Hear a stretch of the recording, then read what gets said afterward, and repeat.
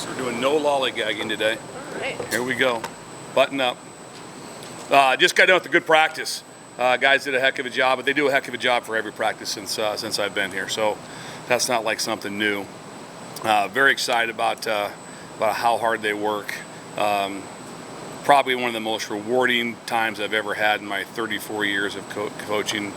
If I can talk coaching Division I football, is this group of men is probably as fun a group as I've ever coached in my life. Is just because, and then that's the being with the staff, and obviously all stems from what a great job Coach Joseph's doing. But they're just a great bunch of guys to coach. They bust their tails. They work at the game plan, all those things. So really excited about that. So we're off and running. Like I said, we've had 2 really good days. We've got a lot of days to go.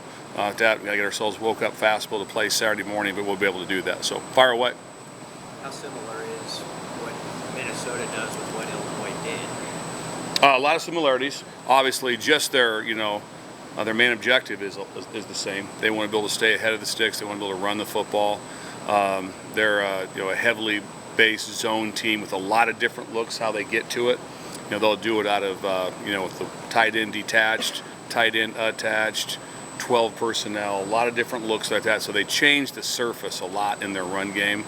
And they're extremely gifted up front, O-line, and obviously, one of the most elite backs probably that I've ever had to coach against in Mo Abraham. And he's an unbelievable player. He's tough, physical, ability to jump cut. He has everything. So hands are full in that area, that's for sure. But a lot of similarities. Is there a cumulative effect when you face one team after the next that likes to run the ball as much as Illinois, Minnesota, Wisconsin, Michigan, Wisconsin? I think it's good for us. I mean, in the end, it's hard. Like I said, defenses change so much when you play different teams. Like this team is a completely different team than Indiana. Indiana ran it, but it was in a different method that they did it.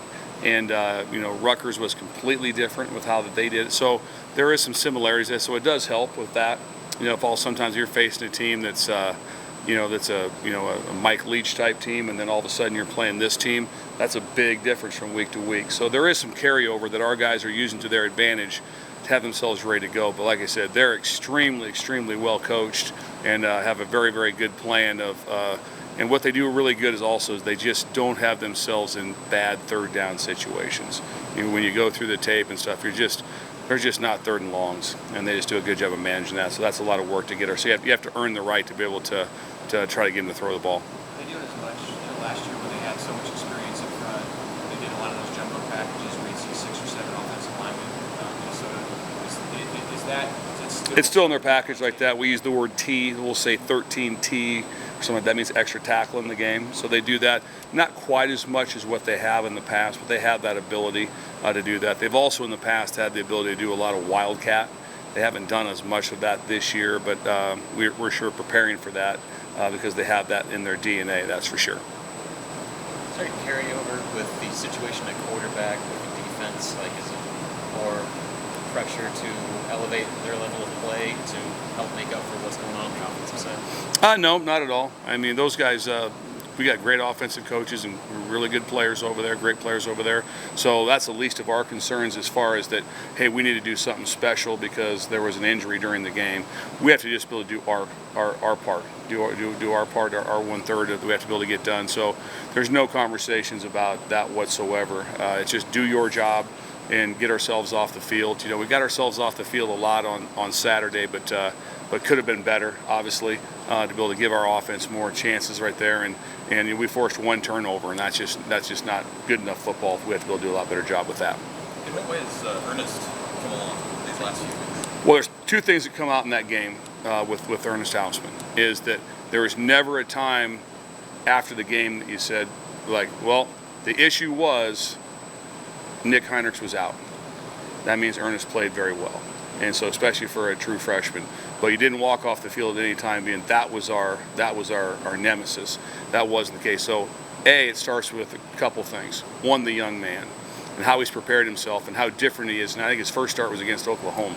A lot of things were going on, a lot of stuff. True freshman, that's a lot different than playing North Star and playing Oklahoma. That's a different game.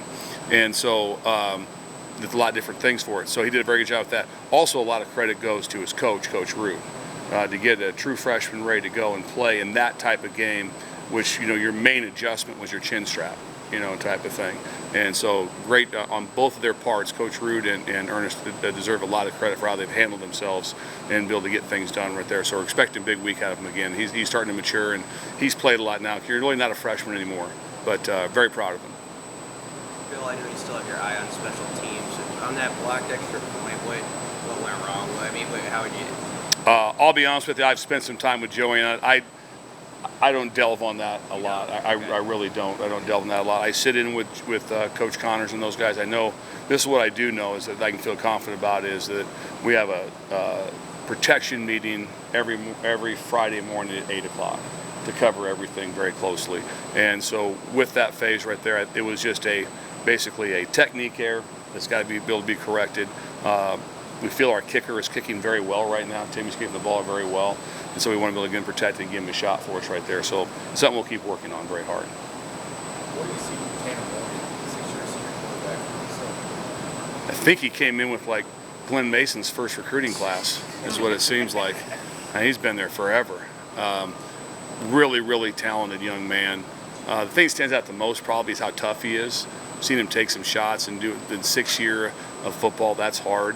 If I'm corrected, I don't know if this for sure, but I think he's played in 5 games against Nebraska, right? This will be his 5th game against Nebraska. So, but everything that I've seen from him, like I said, my first time obviously being on defense here and coordinating here, is just very, very mature. Nothing rattles him. He understands very well how his offensive line operates and how good his running back is. So that helps him. I think it helps him a lot anytime you have such a talented tight end also with Spanford. I mean, he's as good a tight end as we've seen all year. His size and how he can block and catch. So he's got some pieces that I think really helps Tanner Morgan out because he has those pieces around him in a good offensive line and a run game. But he's able to make all the throws. He can do all the things. He's very mature. So they also will do a lot of lookovers or check with me's, and he always has. They're always in the right play. You just don't see him be like, oh man, we screwed that one up. He doesn't screw it up. So we got to build to outplay him in that. We will not build to you're not going to out scheme him or trick him. So he's very gifted in that area, and look forward to playing for him. It's just fun to play against good players. Did Buford have one of his better games Saturday, and where's he at now compared to when he started this season as a first year starter back there at safety? I think Buford had a very good game for us. And I also feel that the one thing where there's been a major improvement along with Buford has been far more tackling. He had one missed tackle, which would have been like probably 10% of people in the country could have made the tackle on that particular one. But he is really throwing his face in there and Buford does it all the time too.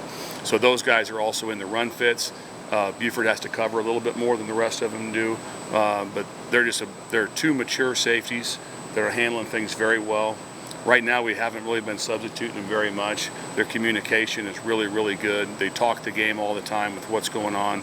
They're in here extra all the time, so that's really impressive. I'm just so lucky to have a chance to coach both of them.